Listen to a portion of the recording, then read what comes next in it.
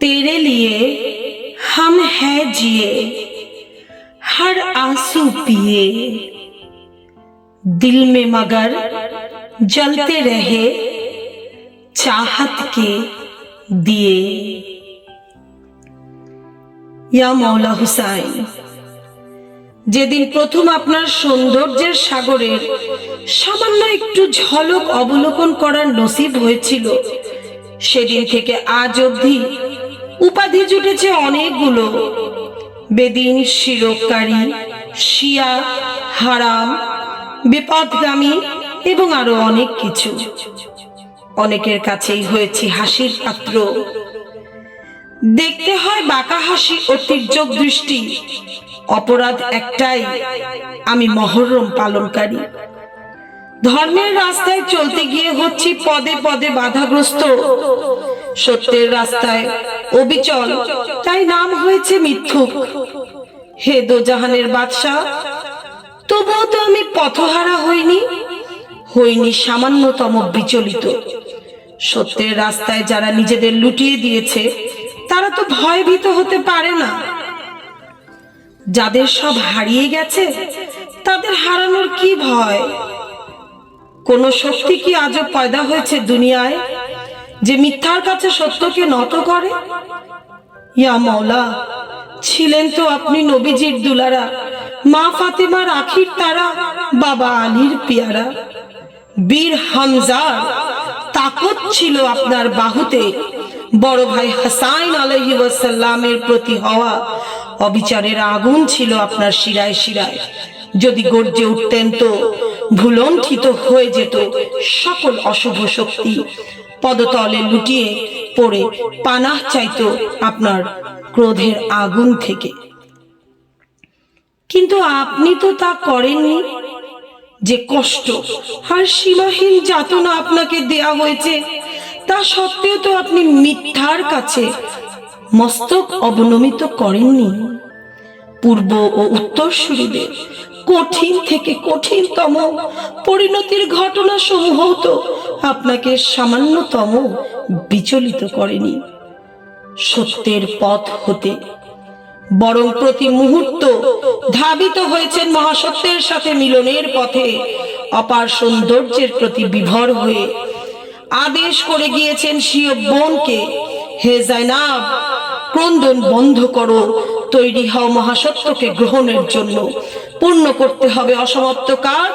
বিদায় হচ্ছি আমি, যা কিছুই হয়ে যাক রণভূমিতে, ছায়াও যেন না পড়ে তোমার। ওই পাহাড়ে দাঁড়িয়ে অবলোকন করবে সবকিছু। জানতে হবে প্রতিটি মুহূর্তের কথা, আর জানাতে হবে প্রতি মুমিনকে। সেই জাইনাব যিনি ছিলেন স্বীয় পিতার সৌন্দর্য, চিরসত্য আর বাগী, ন্যায় বিচল আর পাপীর কণ্ঠ রোধকারিণী, মহাসত্যের প্রকাশক আর পুণ্যের ঝান্ডার বাহক। কারণ আমার বিবি জাইনাব ফরমিয়েছিলেন, আমি এত ধৈর্য ধারণ করব, এত ধৈর্য ধারণ করব এবং আরো ধৈর্য ধারণ করব, যে ধৈর্য শব্দটি নিজে আমার কাছে লজ্জিত হবে। সেই জাইনাব কুবরা বিনতে আলী আলাইহি ওয়াসাল্লামের নামে কাফন বেঁধেছি যেদিন থেকে এই শিরে হয়েছি সেই মহিয়সীর শত কোটি গোলামের পদধূলি, সেদিন থেকে হয়েছি ধৈর্যের পূজারী। যদিও বা কপালে জুটেছে কাফেরের তকমা, কিন্তু ক্ষতি কি? আমি তো আছি সত্যের সাথে, মহাসত্য তো আছেন আমার সাথে। পুরো দুনিয়া যদি আমাকে ভালোবাসে, কিন্তু আপনাকে রাজি করাতে পারলাম না, তো আমার কি থাকবে?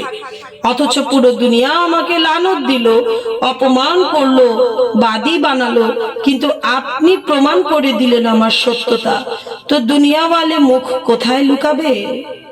লাঞ্ছিত হচ্ছি আমি, ধিক্কৃত হচ্ছি, ঘৃণিত হচ্ছি বারবার, কিন্তু বিচলিত হচ্ছি না, পথহারা হচ্ছি না, মাথা নত করছি না অসত্যের কাছে। কারণ সততাই তো আমার মূলধন, আর সত্যের পথে বিলীন হতে পারাই যে আমার মুনাফা। হে হক, হে বাদশাহ, হে আকা, আরো অশ্রু বৃষ্টি না হয় হোক আপনার প্রেমে, আমার পাপী দুনয়নে। আরো গ্লানির ঝাপটা না হয় লাগুক এই অন্তরে, আরো কষ্টের বানে জর্জরিত হোক এই বদন, কিন্তু অন্তরে জ্বলতেই থাকবে আপনার প্রেমের আগুন। ভয়হীন আমি, সত্য আর অসত্যের যুদ্ধ কিয়ামত পর্যন্ত চলবেই যুগে যুগে, আর শেষ পর্যন্ত সত্য জয়যুক্ত হবেই। তাই তো বলি আমি বীর, চির উন্নত মমশীর। সাহায্য করুন হে মওলা, আবির্ভূত হন পুনরায় মওলা ইমাম মাহদী আলাইহি ওয়াসাল্লামের রূপে। ইসলাম আবার জিন্দা হোক কারবালার বাদ। আল্লাহুম্মা সাল্লি আলা মুহাম্মদ ওয়া আলে মুহাম্মদ ওয়া আজ্জিল ফারাজাহুম। লানাতুল্লাহি আলা কওমি জালিমিন ওয়া লানাতুল্লাহি আলা কওমি কাতিলে কাযিবিন।